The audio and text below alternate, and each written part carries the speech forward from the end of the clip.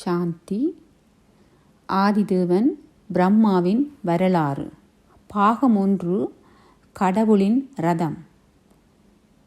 தலையங்கம் சிந்தி சமூகம். இந்த கதை சுமார் 65 ஆண்டுகளுக்கு முற்பட்டதாகும். இந்தியாவில் அன்றைய வடமேற்கு மாகாணமாகிய சிந்துவில் நடந்தது. இந்து மதத்தின் மிக உயர்ந்த கலாச்சாரம் முற்றிலும் மறைந்துவிட்ட நேரம். மேலை நாட்டினரின் வருகையும் ஆதிக்கமும் அவர்களுடைய நாகரிகமும் வாழ்க்கையின் அங்கமாகி இருந்தது. வாழ்க்கை தரம் மாறிவிட்டது. ஆரம்பத்தில் இதை பற்றி மக்களிடையே இருந்த தயக்கம் இப்பொழுது இல்லை. ஒரு சீராக இருந்த சிந்தி கலாச்சாரத்தில் பெரும் பாதிப்பு ஏற்பட்டது. சிந்தி சமூகத்தினர் பெரும்பாலானோராக இருந்த போதிலும் அவர்கள் ஒரு ஒருங்கிணைந்த குடும்பம் போல வாழ்ந்து வந்தனர். சாத்வீக உணவு பழக்கம் உடையவர்களாய் இருந்தனர். அனுதினமும் முறையான பக்தி வழிபாடுகளுடன் தேவதைகளுக்கு உணவை படைத்து பூஜை செய்து அந்த தூய உணவையே ஏற்பவர்களாகவும் இருந்தனர். ஆனால் பிறகு இத்தகைய பழக்க வழக்கங்களுக்கு முக்கியத்துவம் குறைந்துவிட்டது. அசுத்த உணவும் குடிப்பழக்கமும் சேர்ந்து கொண்டது. நாளுக்கு நாள் தமோ பிரதான நிலையில் இருந்து நிலையடைந்து கொண்டிருந்தனர். இதனையே அவர்கள் புதிய கலாச்சாரமாக ஏற்றுக்கொண்டு விட்டனர். மிக உயர்ந்த குணம் மறைந்து தமோ குணம் கொண்ட சுபாவமாய் உடையவர்களா ஆயினர்.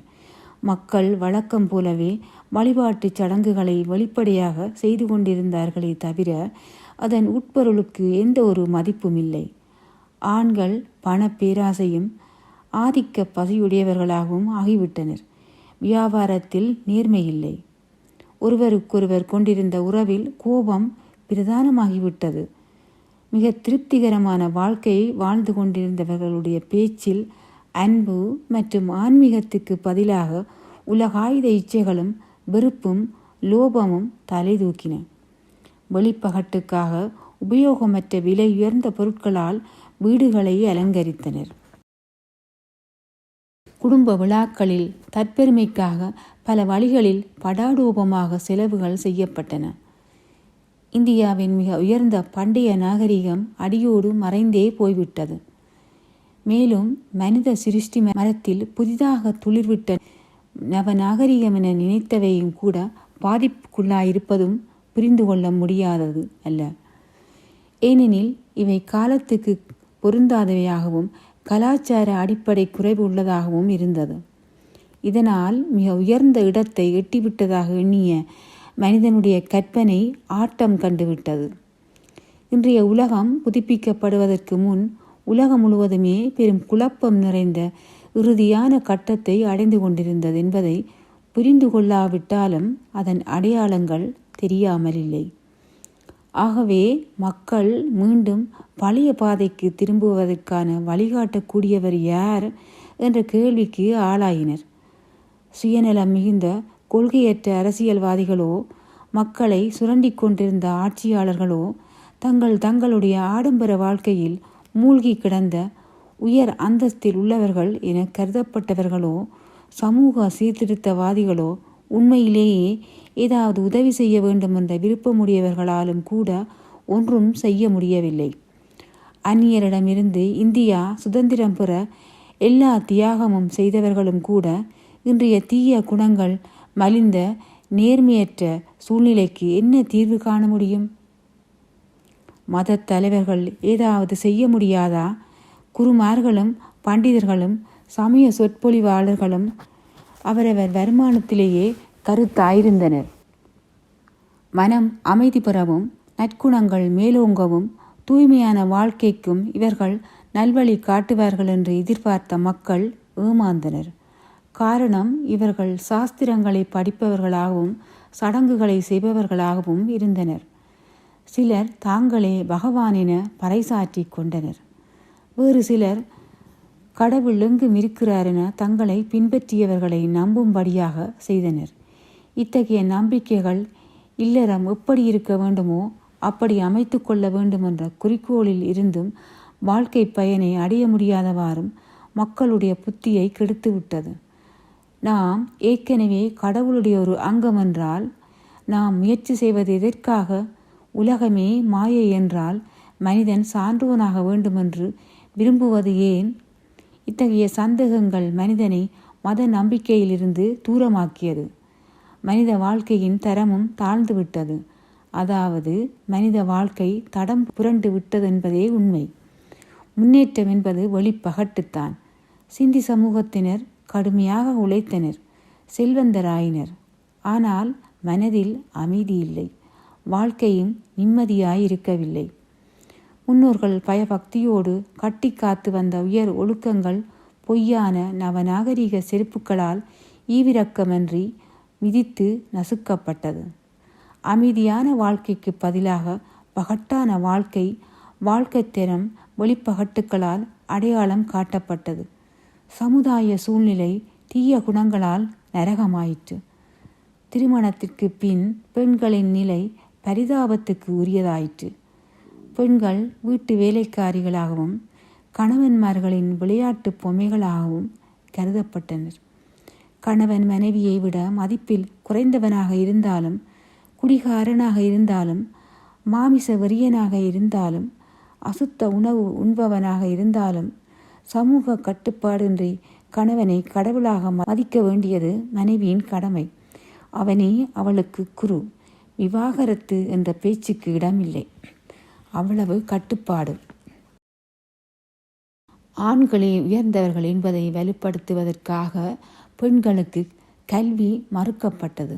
பெண்கள் முகமூடி அணிய வேண்டும். மனைவி என்பவள் கணவனுடைய வீட்டில் 4 சுவர்களுக்கிடையே கைதியாக வைக்கப்பட்டிருந்தாள். அவள் வாழ்நாளெல்லாம் தொண்டு செய்யக்கூடிய ஒரு வேலைக்காரிதான். அதாவது அந்த குடும்பத்தில் உள்ள அனைவருக்கும் சமையல்காரி. வீட்டை சுத்தம் செய்வது, எல்லோருடைய துணிமணிகளையும் துவைப்பது போன்ற அனைத்தும் அவளுக்கே சொந்தம். உண்மையில் அவள் அவனுடைய அடிமை. இவ்வாறாக பெண்கள் அனுபவித்து வந்த கொடுமைகள் சொல்லி மாளாது. தாங்கள் இக்குடும்பத்தினரின் கைதிகள் என்பதை பெண்கள் அறிந்தே இருந்தனர். வெட்டிச்சாவிகள் ஆண்களிடமே இருந்தன. அவள் செய்தது கடமையல்ல, ஒரு வேலை. இவ்வாறு ஒரு உரிமையற்ற ஜடமாக வீட்டில் உலவிக் கொண்டிருந்தாள்.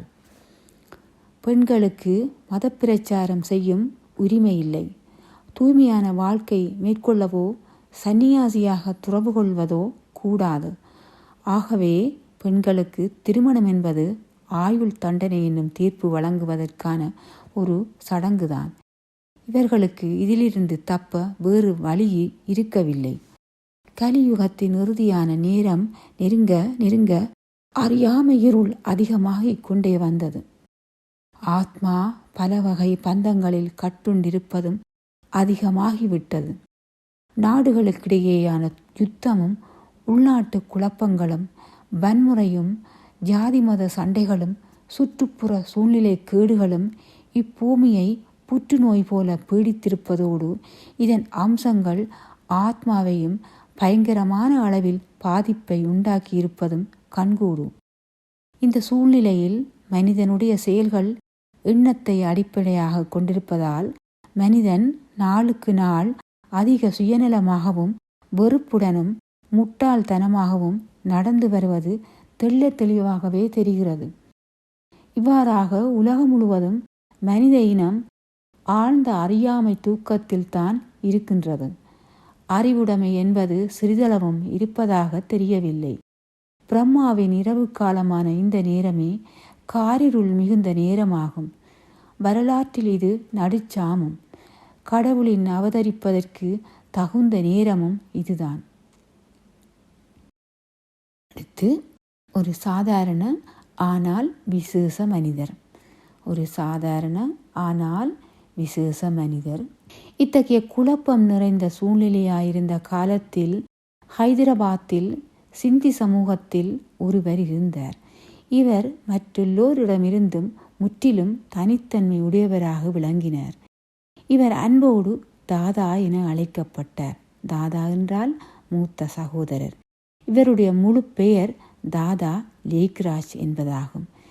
பிறவியில் நடுத்தர குடும்பத்தை சேர்ந்தவராயிருந்தாலும் இவரிடம் விசேஷ குணங்கள் அமைந்திருந்தன. 100 பேர் அடங்கிய கூட்டத்தில் இருந்தாலும் ஒரு தனிப்பட்ட வசீகரம் பொருந்தியவராக இவர் விளங்கினார்.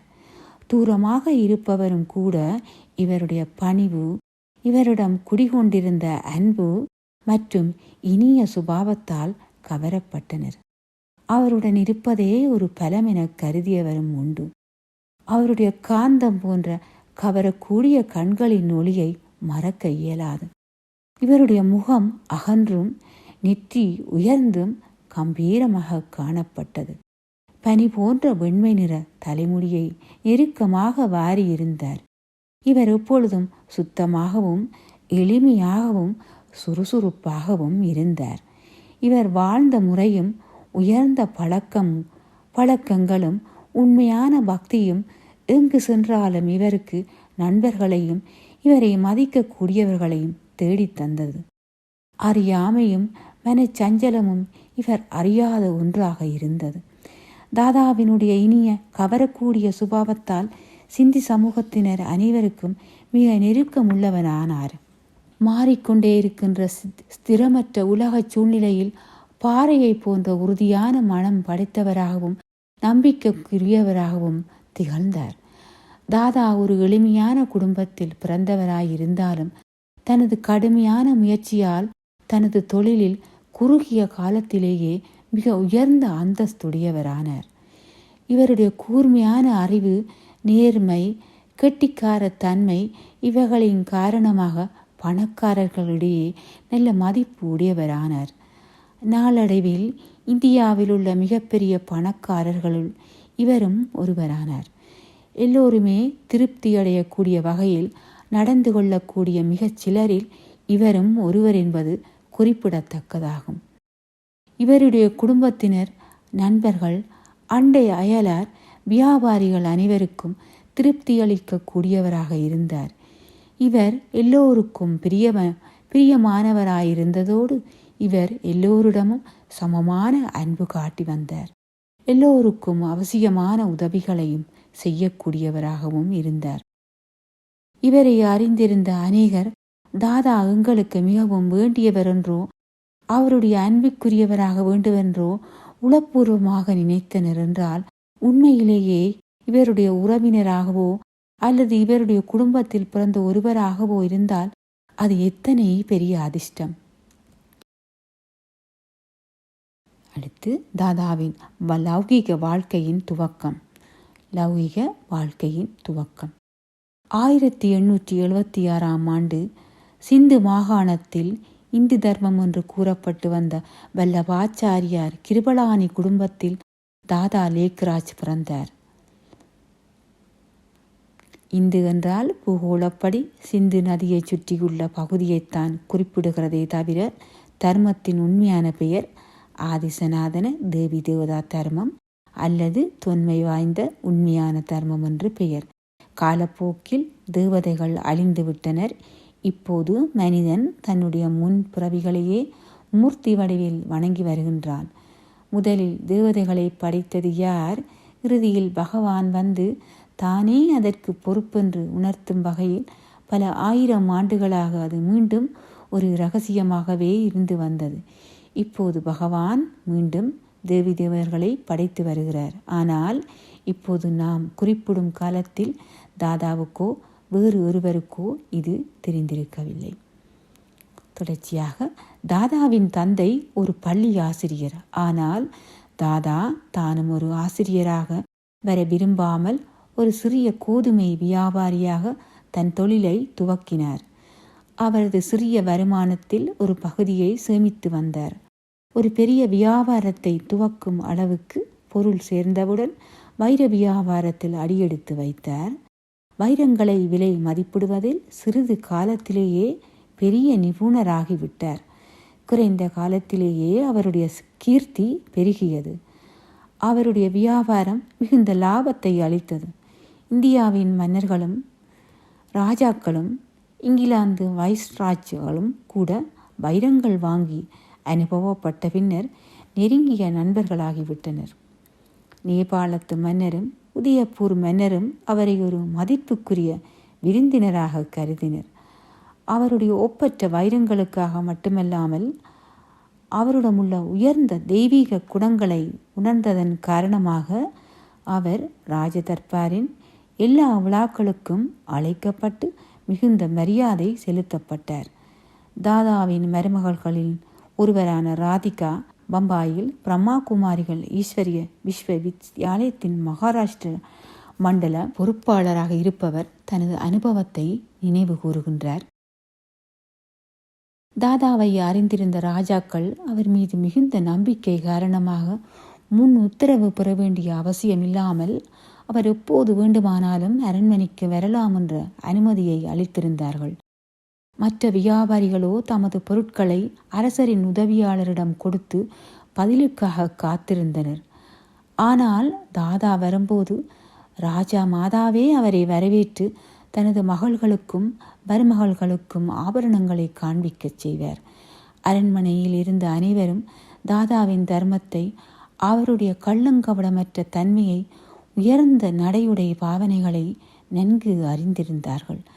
அரசனின் குணங்களும் சக்தியும் உள்ள உங்களை அரசனாக படைக்காமல் பகவான் தவறாக என்னை அரசனாக படைத்து விட்டான் என்று பல ராஜாக்கள் அவரிடம் சொல்வதுண்டு.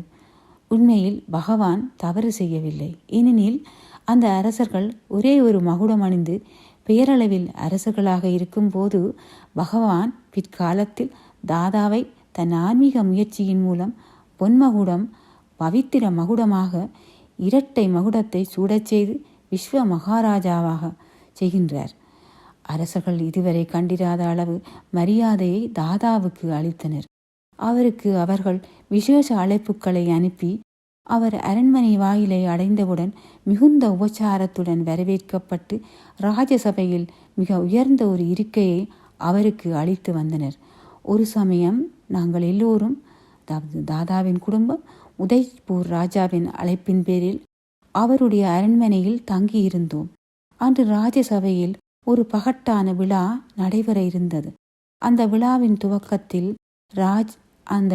துவக்கத்தில் தாதா ராஜாவுக்கு எதிரில் சாமானிய மக்களுடன் ஒருவராக உட்கார்ந்திருந்தார்.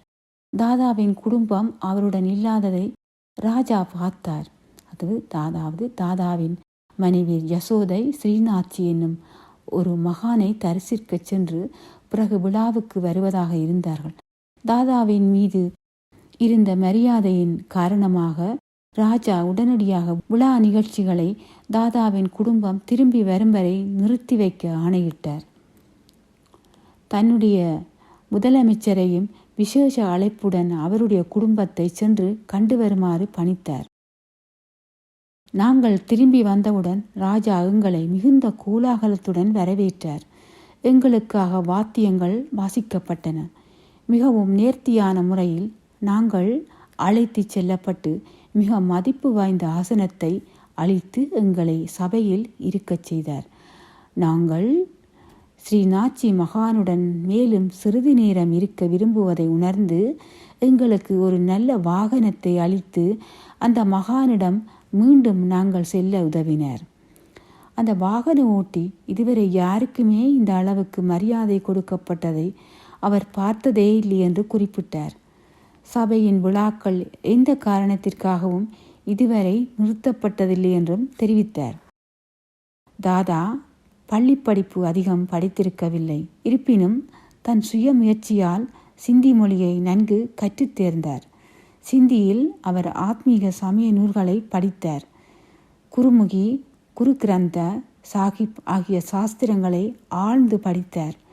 மேலும் ஆங்கில மொழியையும் கற்றுக்கொண்டார். கடிதம் எழுதுவதையும் ஒரு கலையாக பெற்றிருந்தார்.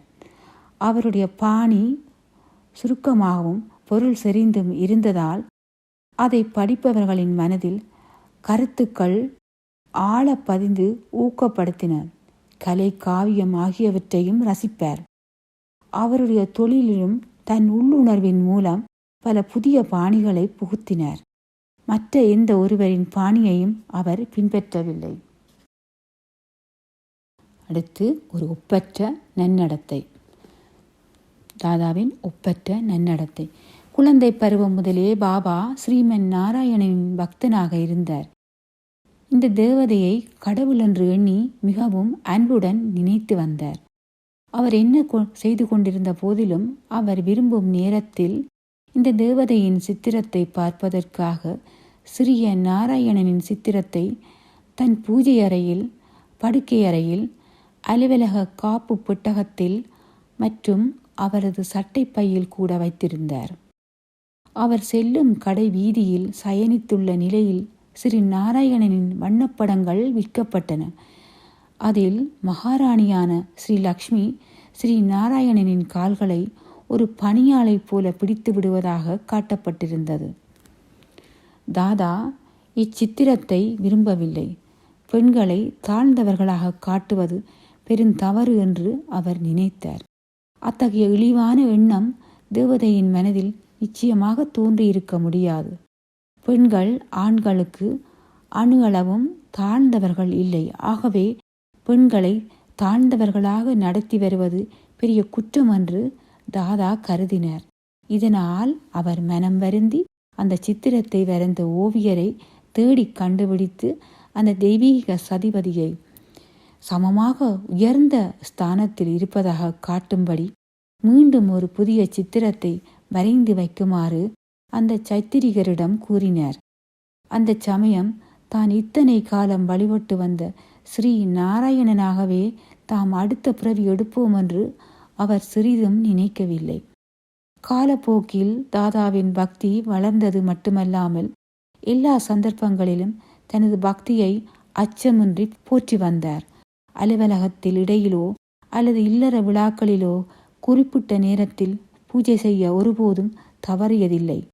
அவசியமானால் அவர் மற்றவர்களிடம் மன்னிப்பு கேட்கவும் தவறியதில்லை. ஆனால் அவர் தன்னை எப்போதும் மன்னித்ததில்லை. பிரயாணம் செய்யும்போது ஸ்ரீமத் பகவத்கீதையில் தான் படிக்க வேண்டிய அத்தியாயத்தை நிச்சயமாக படிப்பார். தாதா கீதையின் மீது ஒப்பற்ற நம்பிக்கை வைத்திருந்தார். தாதாவின் நம்பிக்கை அவருடைய பக்தி பற்றி அவருடைய மருமகள் B.K. பிரிஜேந்திராஜி கீழ்கண்டவாறு குறிப்பிடுகிறார்.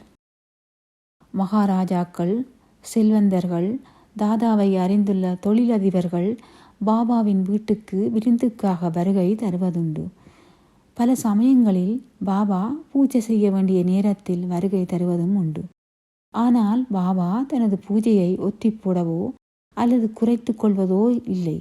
மேலும் அவர் வாழும் விதத்திலும் எந்தவித மாறுபாட்டையும் ஏற்படுத்தவில்லை. உதாரணமாக, அவருடைய உணவு சாத்வீக உணவு. தாதாவின் விருந்துகளில் மது, சிகரெட் ஆகியவற்றுக்கு இடமில்லை. அவருடைய முக்கிய விருந்தினர்கள் அத்தகைய எளிய விருந்து உபச்சாரங்களுக்கு பழக்கப்பட்டவர்கள் அல்ல. ஆகவே அவர்கள் தாதாவின் விருந்து உப்புச்சப்பு அற்றவை என்று வெளிப்படையாக விளையாட்டாக கூறுவதுண்டு. கண்களில் ஒளிமிளிர புன்முறுவலுடன், பாபா உங்களுக்காக எங்களுடைய தர்மத்தை எவ்வாறு விட்டு கொடுக்க முடியும்? நீங்கள் காகித பணத்தை தரும்போது அதற்கு பதிலாக நாங்கள் உண்மையான வைரங்களை அல்லவா அளிக்கின்றோம் என்று பாபா பதிலளிப்பார். இதை கேட்டு அவர்கள் சிரிப்பார்கள். தீர்த்த யாத்திரை செல்வதை பாபா மிகவும் விரும்பினார். அவர் அமர்நாத், காசி, பிருந்தாவனம் மற்றும் பிரஜாகை ஆகிய தீர்த்த ஸ்தலங்களுக்கு சென்று வருவதும் உண்டு. அவர் சந்திக்கும் சாது சந்நியாசிகளை தமது விருந்தினர்களாக இரவில் தங்குவதற்கு அழைப்பதும் உண்டு. ஆத்மீகம் பற்றி அவர்களுடன் சம்பாஷணை செய்து அவர் இன்புறுவார். பாபா எப்போதும் குதூகலத்துடன் இருந்தார். அவர் ஒரு சந்தோஷம் மிகுந்த மனிதர். தமது குருவின் மீது மிகுந்த நம்பிக்கை கொண்டிருந்தார். அத்தகைய குருமார்களை அழைக்க, வரவேற்க, அவர்களை தன் இல்லத்தில் இருக்க வைத்து பல்லாயிரக்கணக்கான ரூபாய்களை செலவு செய்வது அவருடைய வழக்கமாக இருந்தது. குருவின் ஆணைக்கு மிகுந்த மதிப்பு கொடுத்தார். இது பற்றி B.K. பிரிஜேந்திராஜி பல சம்பவங்களை நினைவு கூறுகின்றார். அந்த காலத்தில் தாதா குருவின் மீது மிகுந்த நம்பிக்கை வைத்திருந்தார். ஒரு குரு தாதாவின் வீட்டுக்கு வந்தார். அவர்கள் எல்லோரையும் தாதா அன்புடன் வரவேற்றார். அவர் மிகுந்த பக்தியுடன் இருந்ததால் அவர்களை சந்தோஷப்படுத்த அவர்கள் தங்கியிருந்த அறைகளில் பன்னீர் தெளிக்கப்பட்டது. பாபாவே பன்னீரை தெளித்து ஊதுபத்திகளை கொளுத்தினார். குருவின் ஓய்வுக்கு பங்கம் எதுவும் ஏற்படக்கூடாதென்று கவலைப்பட்டார். ஒரு நாயின் குரைப்பு சத்தம் கூட குருவின் உறக்கத்தை கலைத்துவிடக்கூடாது என்று நினைத்தார். குரு ஓய்வெடுக்கும் போது அவரை பாதுகாக்க ஒருவரை பிரத்தியேகமாக நியமித்தார். மாங்கனிகள் கிடைக்காத காலமாக இருப்பினும் குரு அவற்றை விரும்புவதை அறிந்து இடைவிடாது பல இடங்கள் தேடி அவற்றை கொண்டு வந்தார். ஒவ்வொரு பழத்தையும் அதிக விலை கொடுத்து வாங்க வேண்டி இருப்பினும் ஒருபோதும் தவறாமல் அவற்றை வாங்கி தந்தார். சந்தர்ப்பத்தை பொருட்படுத்தாமல் குருவின் மிகச் சிறிய ஆணைக்கும் பணிந்து வந்தார். ஒருமுறை அவரது பேர குழந்தையின் பெயர் சூட்டு விழாவுக்கு பல பிரபலங்கள் அழைக்கப்பட்டிருந்தனர். அந்த நேரம் தாதாவுக்கு ஒரு முக்கியமான வேலை இருப்பதால் உடன் வரும்படி தந்தி அவருடைய குருவிடமிருந்து வந்தது. உடன் தாதா தன் மனைவியார் யசோதாஜியிடம் விருந்தை நிறுத்திவிடு, உடன் செல்ல வேண்டி இருப்பதால் உடைகளை எடுத்து வை என்று கூறினர்.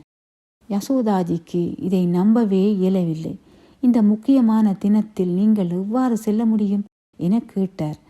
குருவின் ஆணை யமதர்மன் ஆணைக்கு ஒப்பாகும். சாவு வந்தால் யமதர்மனிடம் இன்று என்னுடைய பேர குழந்தைகளுக்கு பெயர் சூட்டும் விழா, ஆகவே சிறிது பொறுத்து வாருங்கள் என்று சொல்ல முடியுமா என்று கேட்டு பாபா உள்ளே சென்று விட்டார். யசோதாஜி குடும்பத்தினரை கூட்டி தொலைபேசியில் உற்றார் உறவினர்களை அழைத்து பாபா அவசரமாக வெளியூர் செல்ல வேண்டி இருப்பதால் விழா ஒத்திவைக்கப்பட்டுள்ளதென்று அறிவித்தார்கள். குரு எந்த காரியத்துக்காக அவசரமாக அவரை அழைத்தார் தெரியுமா? சூதாட்டத்தில் பணத்தை இழந்துவிட்ட ஒரு சிஷ்யனுக்கு 10,000 ரூபாய் அளிக்க வேண்டும் என்பதற்காக. இருப்பினும் குருவின் கட்டளைப்படி நடந்தார். தாராள மனமுடையவராக பாபா விளங்கினார். சுயநலமில்லாது தான தர்மங்கள் செய்தார்.